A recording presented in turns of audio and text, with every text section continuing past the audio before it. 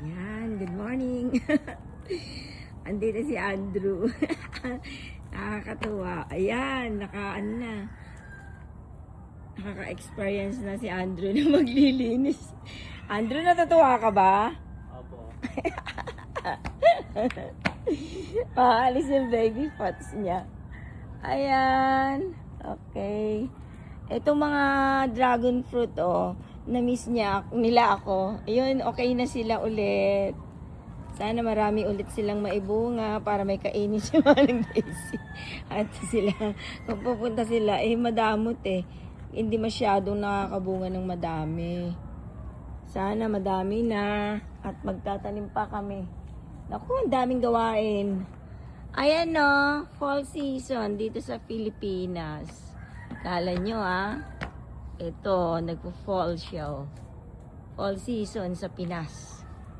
Ayan. Ayan, sana lumaki na yung mga sampalok.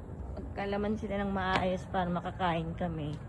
Yung isa wala na, kasi nga, mano yung bahay. Ayan, nalalaki na yung mga sampalok doon, Ayan, nalalaki na nila. Dami.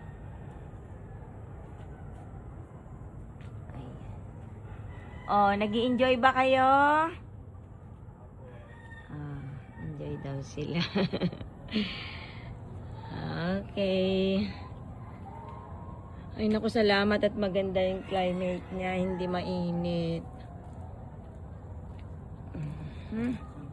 Ayun, nakat na rin namin yung lemongrass namin.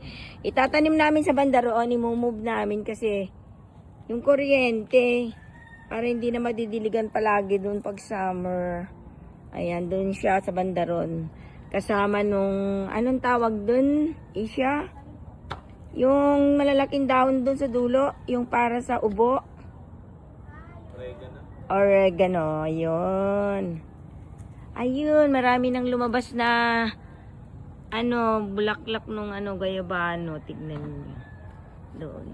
Kinat namin Yan, sana mamunga na yung lychees. Yung pongkan, sana maraming bunga. Tinalian namin yung namin, avocado. Inati namin doon sa taas.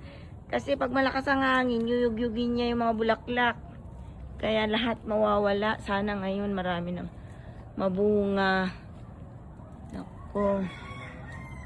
Okay, magandang araw.